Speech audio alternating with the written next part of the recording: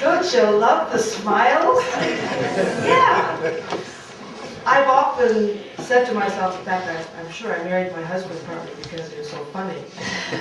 But I've often said that I could fall in love with anybody who could make me laugh and smile on a regular basis, you know.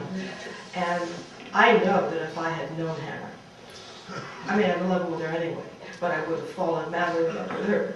And you understand what I'm saying. It's just not romantic love, it's just falling madly in love. Because I mean it when I say, today I am in love.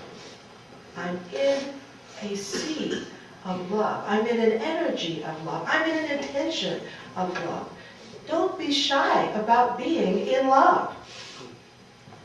And the whole beauty of love is that it is here to stay, depending on how we choose to keep it going. So, our love is here to stay is a reminder that there are certain things in life that are eternal. Whatever your belief may be about what happens after we die, I'm not getting into that. There's, you know, for every 5 people here, there'll be 10 beliefs. You know, what I think I'm supposed to believe or what I really do, that kind of thing. But I know, on a level of knowing, in a way that, I don't know if you've seen the book that came out last year called Blink. Blink. It's all about a knowing. You can't explain it. You just, you know. So I have a feeling, a knowing, that there are certain things in life that are eternal. Love is one of them.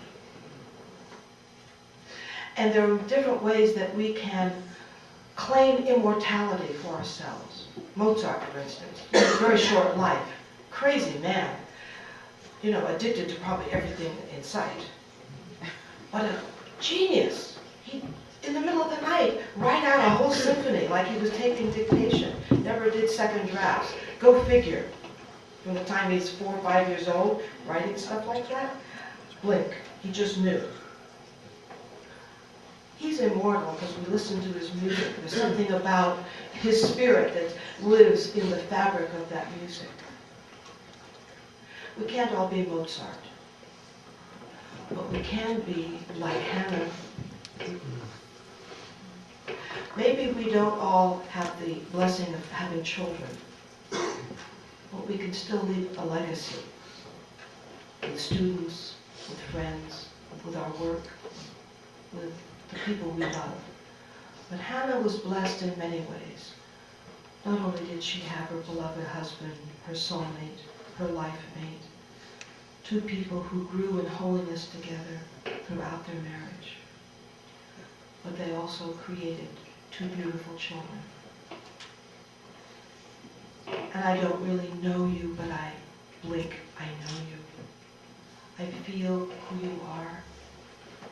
I want you to adopt me so I can come visit and get to know you better.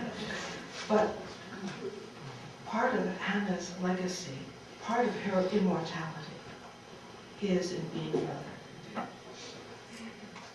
And the love that she has created in giving you life on a daily basis is palpable. You are truly light and joy and warmth and love. And you can't help but transform that and transmit that in your lives. So you, Jenny, and Dave should begin your life together officially. No, I'm just talking about the 2 of you who are getting married soon. I'm talking about Aaron. I don't know what your plans are. But right now, I'm not going there. I'm just saying, the 2 of you, you're going to start this life together in a few short months officially. You have your life together. And it's filled with love. I can see it. It's palpable. So I'm paying attention to Jenny and Dave right now because I'm going to invite Aaron up to speak. So you can notice Jenny and Dave in your own way. You're going to listen to son Aaron right now.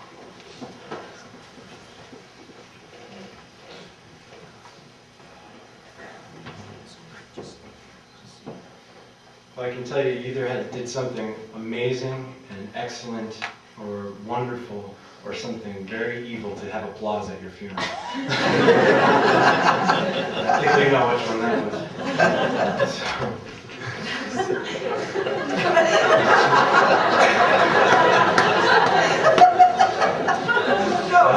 I can't remember the last one. The last service I've been to, there was applause. I don't know anybody that good or that bad. So. My father asked me to speak. I was worried that I'd ramble and mumble and trip over myself just because there wasn't enough words. But then he said, you can say a lot in just a few words, and I really took that to heart. It was said here before, and many of you know that she's a member of Mensa, and my connection with her was a lot of language. We had a lot of language play, and we used to love to find new words together and read interesting books and words. And she had a vast vocabulary and loved to talk her language. I'll never forget learning from her the word defenestrate, which means to throw something out a window.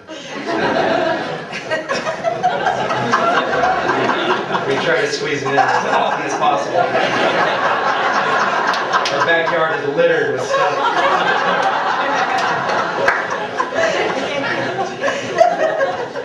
One year for Christmas, she bought me a t-shirt that said, eschew obfuscation, which means try to make things easy to understand.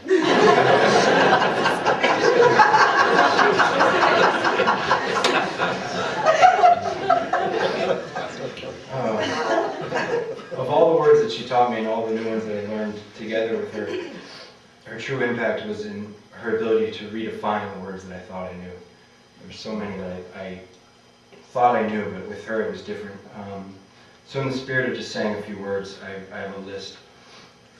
And really take it in and with the listening of who she was, and let it be redefined for you through her. Teacher, friend, listening, peace, cookies, garden, grace, nurture, creation, smile, and care. One word that stands out more than the rest of them. Throughout this experience and this process of my life and being exposed to her and my father's, I've been exposed to dimensions of love that I've never fathomed possible. And you've heard the word before today, and it's true. I can only dream about a love as deep and as powerful as that which I witnessed between my mother and my father. They truly set a high standard, and they've given me inspiration for happiness I never could have imagined before. I loved her very much, and I'm very proud and lucky to have been a part of her life and to have had her as part of mine. In speaking with people this week who called and traveled unexpectedly, some of you, and miraculously, more of you, I often mentioned how grateful I was that I had an opportunity to say goodbye and to be complete in the true sense of what complete is, that there was nothing left unsaid. And one of the best responses I got to that was that when you live with extraordinary people, there's very little to complete. There was very little that needed to be said in the end, because it was all said while we were together. And if there's anything she would want to give to you, it would be that lesson, and take it and say what you need to say and be whoever you are for each other and with each other. And that's what she wants you to know. Thanks for being a part of her life and being a part of my life and being here and wearing all the bright colors. It looks beautiful from a